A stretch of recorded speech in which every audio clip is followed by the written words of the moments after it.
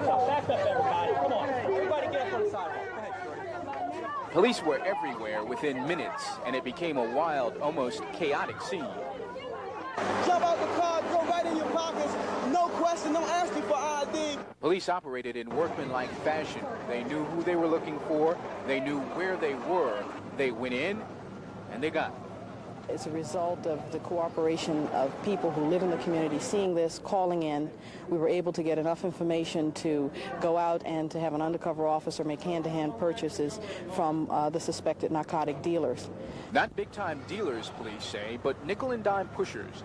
Residents complained they had taken over the streets. And tonight, many are happy police moved in. Hard to break this stuff up. All the shooting going on down here, it's terrible. I go home at daytime when I can see. So you approve of the cops just coming in? Yes, indeedy. Yes, indeedy. Should send more, clean it all out.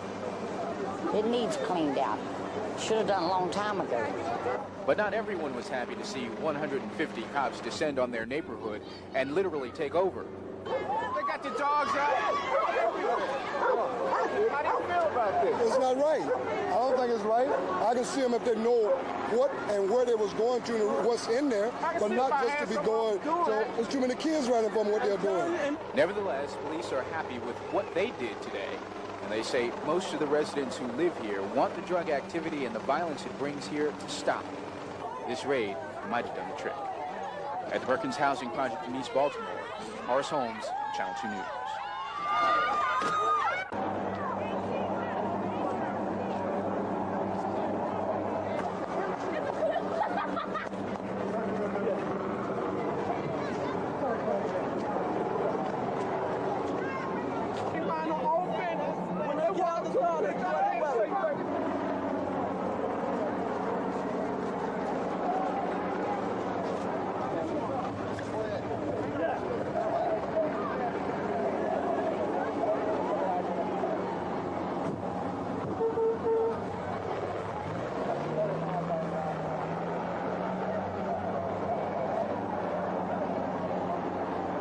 It's terrific.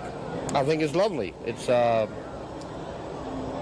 it'll bring, I think, a lot to the plaza and downtown. It'll bring people, and in general, it's terrific. It's great. Beautiful, beautiful, wonderful. Oh, it's lovely. It's lovely. It's really enjoyable. Relaxing. You see how relaxed I am? Sounds pretty good, doesn't it? Descriptions of their first ride on the Baltimore Metro. Today was the first chance for the public to sample the subway. Ready? 3, 2, 1, go! After the ribbon cutting at the outermost subway station, the Reisterstown Plaza stop, the rush was on, up the escalators, through the ticket booths, then a short ride about 5 minutes to the Mondawmin Mall stop, and back. Could a ride be so delightful? Are you a skeptic? Well, you can find out for yourself. All this week you can ride the Metro free. Each day the trips will originate from different stations. Here's a schedule. The point of this week of free rides is to let potential patrons see how the $780 million system operates. MTA employees will be on hand to answer questions. Your destination is downtown, and you want to go one way. Like, how does the ticket machine work?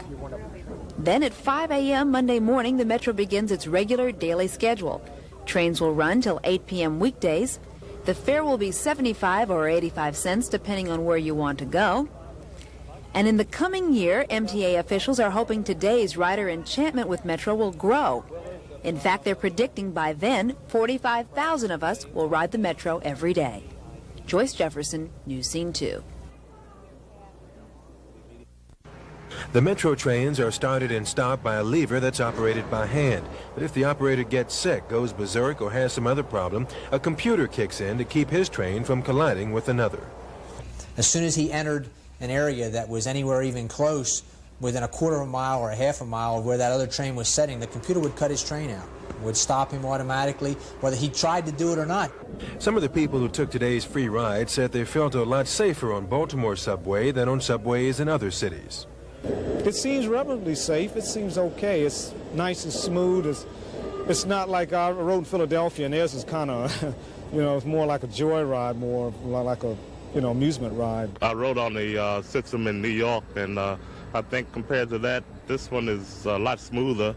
The Baltimore Metro also has safeguards against crime. TV cameras in the waiting areas show uniformed police in each station just what's going on. Police will also be riding the trains. Baltimore officials figure the subway here will be as safe as the subway in Washington. The crime level in the subway system in Washington is significantly lower than anywhere on the street. And in fact, there have been many instances in Washington where criminal activity has occurred on the street and the perpetrator has been caught because he went into the subway. And the subway stations are large and well lighted with few places for muggers to hide. Kevin Brown, News Scene 2.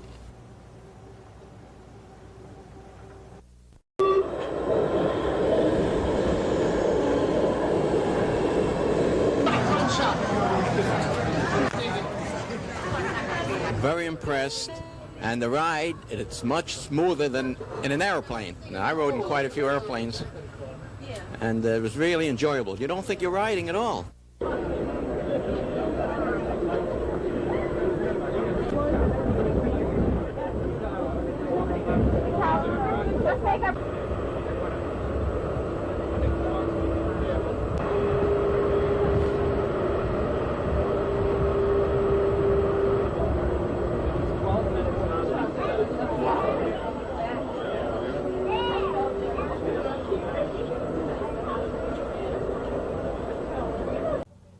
For most of us, the cold is a bit of an inconvenience, but for some of us who can't afford to pay heating bills, the cold could be deadly.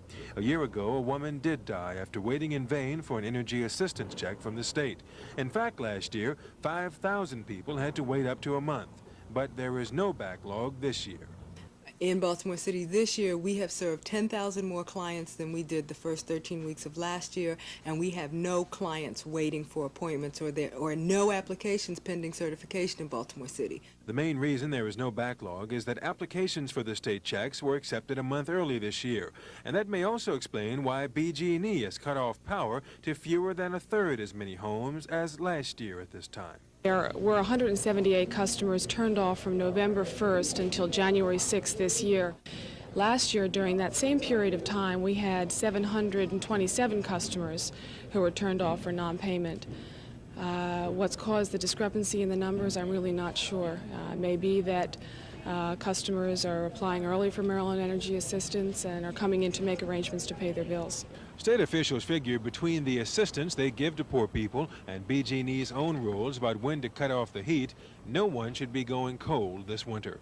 Kevin Brown, News Scene 2, downtown.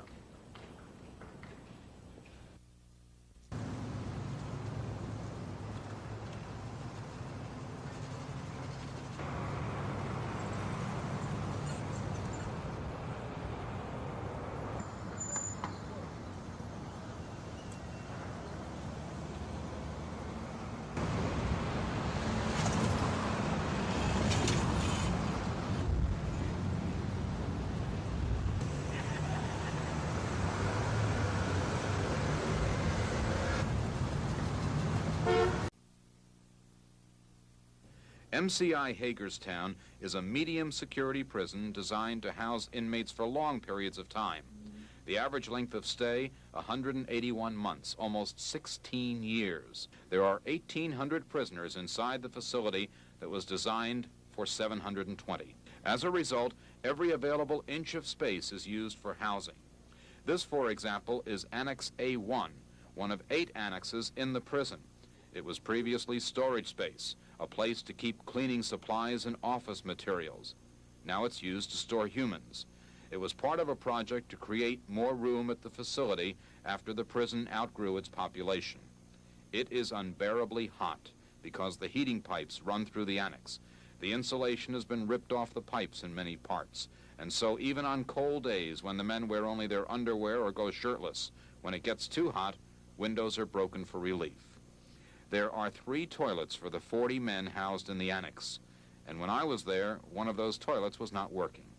The men complain there is no hot water. There are no shower facilities. They are down the hall. But the biggest complaint, aside from the lack of any kind of privacy, is the leaky pipes. Plastic bags hang as canopies over almost every bunk to protect the prisoners from the dripping water. Over the years, over the last 2 to 3 years, this institution has turned and made this atmosphere what we call now Little Vietnam, because it isn't safe. They shake men down when they go out in the yard, same day a man gets stabbed. In the last 5 years, Maryland has spent more than $150 million to improve its prison system. But we are finding that as soon as new facilities are built or expanded, they are filled with new prisoners. We seem to be caught in a vicious circle, with Maryland being held prisoner by its prison system. Lou Davis, News Scene 2 at the Maryland Pen. Baltimore Street is one of the city's main thoroughfares, running east and west. It runs fine until one little section in West Baltimore, where the road is closed, and has been for 2 years, so the city can build a new sewer system. The construction begins right on the other side of that bridge there, so we're only talking maybe 500 feet of roadway that's under construction. There's the other end right there, and in 2 years, this is all they've done? The city says the construction company filed a claim against the city, apparently for funding. That stopped the work. But now the city says it's been settled, and the construction company is back to work, even though we saw no signs of machinery on the site. It's very inconvenient for all of us. Reverend Helen Russell and husband George have complained to the city. They say people have been dumping garbage on Baltimore Street and having car races. And when they complain, they are told it will be just a little longer until the road is finished. They say it will be taken care of. Nothing but promises. Nothing is being done. If it had been a short time, we could put up with that, say even up to a year. But with the time that they've used already, and even now not knowing when it'll be completed, that has made, very inconvenient to us even to think about it. The city says the road will be completed by the end of August. Well, most residents say they'll believe it when they see it. Michael Shockett, News Scene 2 Nightside in Southwest Baltimore. Dick Chiguris will be paying an extra $460 a month in rent to the city. That's an increase of 26%. Some of his employees here at Nick's Seafood may lose their jobs. What I'm going to have to do is probably cut as much help as possible, and whatever else cut down on services. I'm not happy with the rent increase. Business is slow, and there's just not enough people around here to do business. Some merchants may choose to raise prices, but they're afraid of losing customers, losing people like Mary Polk. What will you do if some of the merchants have to raise prices? Well, I'll stop coming and go to a cheaper merchant that has cheaper food. Earlier today, the merchants told the Board of Estimates they simply cannot afford such a big rent hike. But the city's market director said he thinks they can afford it and the city needs it. Rents are now very low. Rents have not been increased since 1982, and expenses, meanwhile, have increased dramatically. The board, which is facing another tight city budget, sided with Davis. And the rents, in my opinion, must go up a little bit, reasonable. Even with the rent increase, the taxpayers of Baltimore will pay $1 million next year to keep the markets open. Kevin Brown, News Scene 2, Cross Street Market.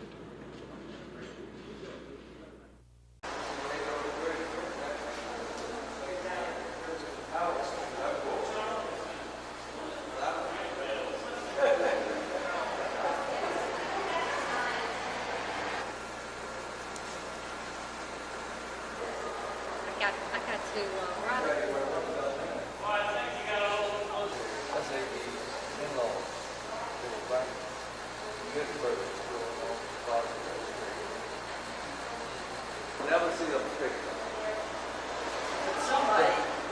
They say that for.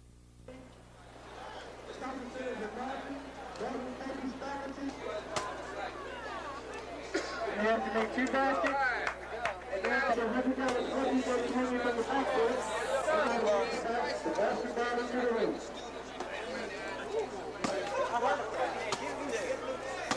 And we will see who wins this question.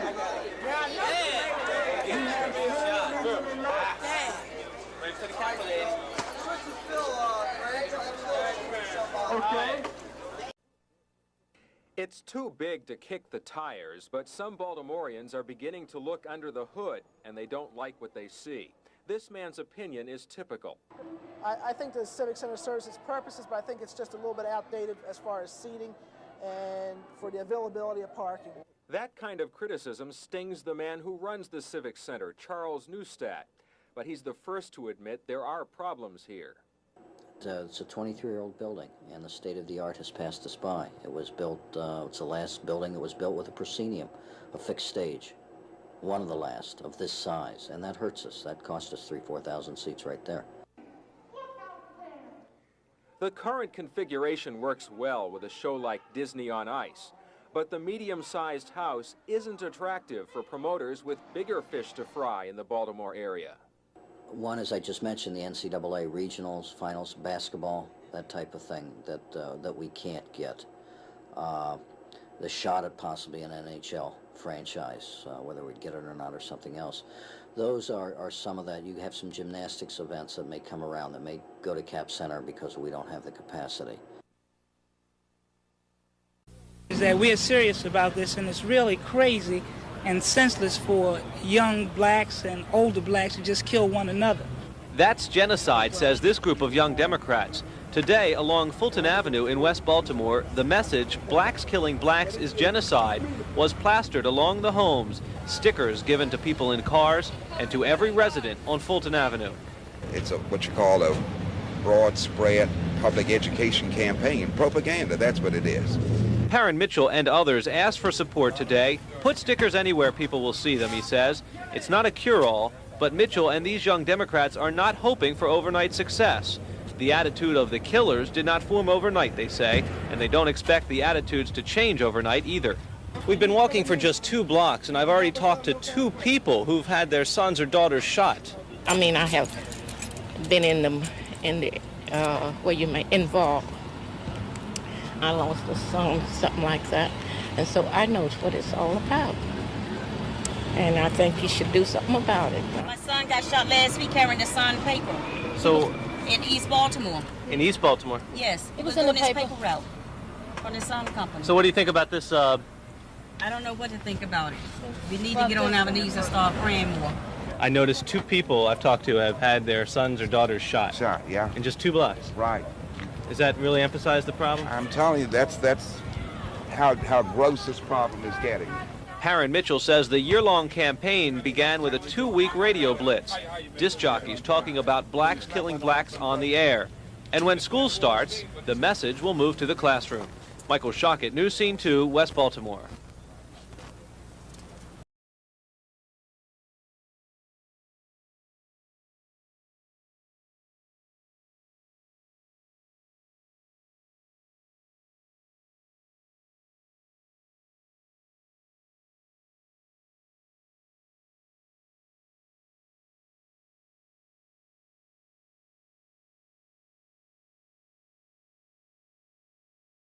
Dunbar Mayor Station. Her boss is Hattie Harrison, who says Mrs. Ward is tireless in her efforts to help people. Sometimes she comes and she says, "I'm so tired." I said, "Well, okay, you just sit here today and relax." But something comes up and she's gone. I said, "I thought you were tired."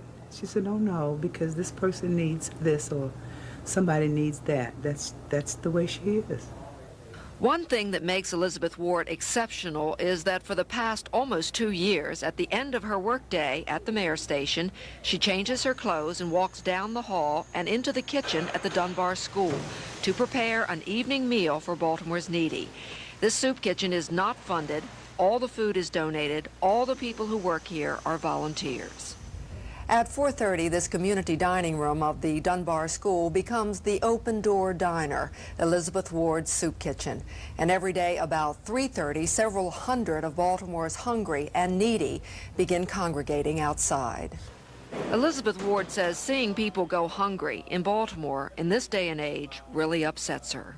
I saw this man eat out of the trash can, and I don't know, this did something to me. All night long I didn't sleep well because I thought, I know I'm not feeding everyone, but my Lord, I'm trying. I'm really trying, and when I see something like that, it really upset me. One of Mrs. Ward's faithful volunteers was once in the soup line. He thought it was another government handout. Elizabeth Ward set him straight. She made a statement to me that I couldn't believe, that all of this was on her.